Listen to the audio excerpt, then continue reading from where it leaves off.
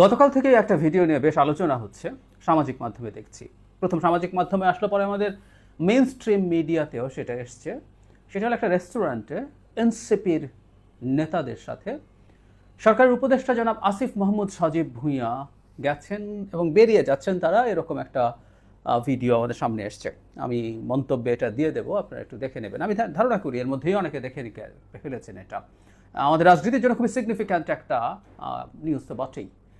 মানে এটা এমন একটা প্রেক্ষাপটে ঘটলো যখন এই দুইজন ছাত্র উপদেষ্টার পদত্যাগ চাইছিল বিএনপি, জনাব ইশরাককে মেয়র হতে দেয়া না দেয়া নিয়ে, এবং এই দুজনের বিরুদ্ধে জনাব খলিলেরও পদত্যাগ চেয়েছেন তারা, কিন্তু এই দুজনের বিরুদ্ধে বিএনপির অভিযোগ বা বিএনপির বক্তব্য আমরা এভাবে বলতে পারি, সেটা হচ্ছে এই দুইজন মূলত এনসিপির সমর্থক, তারা এনসিপির সাথে অ্যালাইন্ড।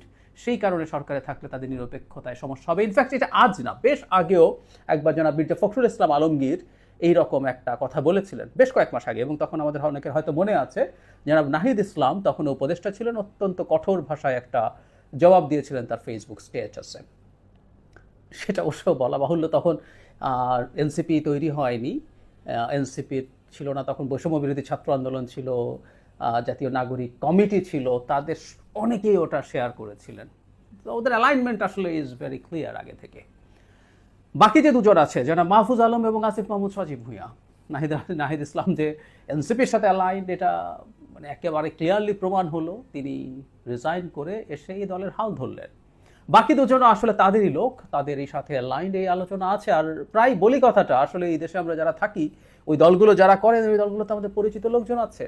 বিশেষ করে যারা মাহফুজ আলম, প্রথম থেকে যখন নাগরিক কমিটি হয়েছে তার বহু ক্ষেত্রে বহু জায়গায় তিনি ইন্টেলেকচুয়ালি কাজ করেছেন, কানেক্টেড আছেন, তিনি এখনও আছেন, এটা জানা যায়।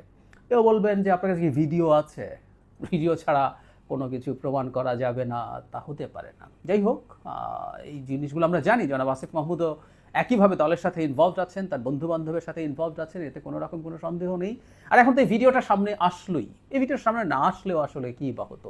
এবং এই ভিডিওটা নিয়ে এখন পর্যন্ত অন্তত জনাব আসিফ মাহমুদকে প্রতিবাদ করতে দেখা যায়নি যে না এটা আমি নই, কারণ ওই ভিডিওতে তিনি মাস্ক পরা ছিলেন, তাই একটা সম্ভাবনা থাকতেও পারতো যে এটা আমি নই বলার, কিন্তু তিনি বলেননি, তাই আমরা ধরেই নেব এটা তিনি। তার প্রশ্নটা হচ্ছে তিনি মাস্ক পরে সেখানে গেছেন, তার মানে তিনি তার আইডেন্টিটি সামহাউ লুকানোর চেষ্টা করেছিলেন সেখানে। এটাই হলো মূল সমস্যার জায়গা। তিনি উপদেষ্টা, তার বন্ধু বান্ধবরা একটা দল করেছেন, সেই দলের মানুষজনের সাথে তিনি রেস্টুরেন্টে যেতে পারেন, কোথাও সামাজিক জায়গায় বসতে পারেন, আড্ডা দিতে পারেন। এগুলো খুব অভাবনীয় কিছু বলে আমি মনে করি না।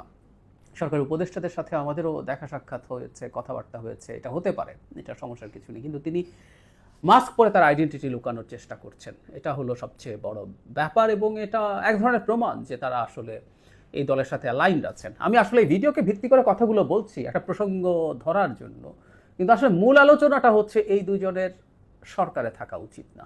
এটা তাদের দলের জন্যও ভালো হবে না, হচ্ছে না, এবং সরকারের জন্যও ভালো হচ্ছে না। কারণ যখন সরকারে এইরকম দুজন থাকেন যারা অলমোস্ট ক্লিয়ারলি জাস্ট তারা পদে নেয় যে এই দলের সাথে আছেন, সেটা সমস্যা তৈরি করে। অবশ্য পাল্টা এনসিপি থেকে তিনজনের কথা বলা হয়েছে, ডক্টর আসিফ নজরুল, ডক্টর সালেউদ্দিন আহমেদ এবং ডক্টর ওয়াহিদুদ্দিন মাহমুদ, তারা নাকি বিএনপির সাথে অ্যালাইন্ড।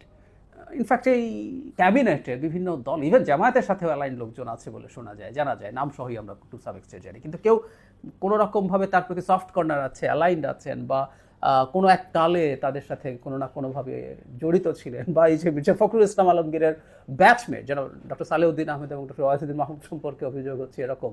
সো এগুলো যদি সরিয়েও রাখি, এগুলো নিয়ে, এগুলো খুবই ভাষা, আমরা ওগুলো নিয়ে আলাপ করতে না চাই। কিন্তু এই দুজনের ব্যাপারটা একেবারেই খুবই স্পষ্ট, এবং এটা এই সরকারের ভবিষ্যতের কর্মপন্থায় সমস্যা তৈরি করবে। কারণ এই মুহূর্তে সরকারের উপর ডিস্ট্রাস্ট তৈরি হচ্ছে বিভিন্ন রাজনৈতিক দলের তো বটেই, সমাজের বিভিন্ন অংশের, যে এই সরকার কারোর প্রতি বায়াসড। আমি ব্যক্তিগতভাবে মনে করি, আপনারা অনেকে এটার জন্য আমাকে কোনো দল বা কোনো দেশের সাথে লাইন করে তাদের দালাল বলছেন, সেই ঝুঁকি নিয়েও বলছে। আমি মনে করি এই দুজন থাকাই সরকারের নিরপেক্ষতাকে প্রশ্নবিদ্ধ করে, এবং এই নিরপেক্ষতা প্রশ্নবিদ্ধ হওয়ায় ভবিষ্যতে সরকারের যে মূল কাজ, নির্বাচনের দিকে এগিয়ে যাওয়া, তাতে সব দলের যে আস্থা ফেরত পাওয়া, সেগুলোতে সংকট তৈরি হবেই।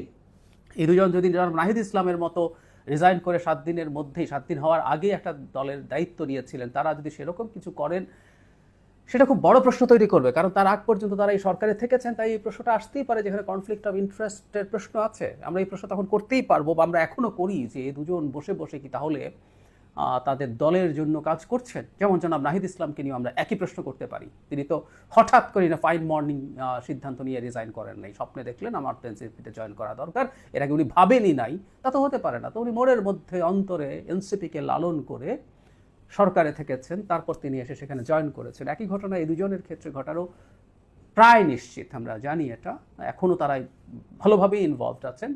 এগুলো প্রত্যেকটাই সংকট তৈরি করে। আর আমি প্রায় একটা কথা বলি, আমি এনসিপির অনেকের সাথে যখন টক শোতে আছি, তারা এই অকাঠ যুক্তি তথ্য প্রমাণ খোঁজার চেষ্টা করেন। তাদেরকে একটা কথা বলার আছে, রাজনীতিতে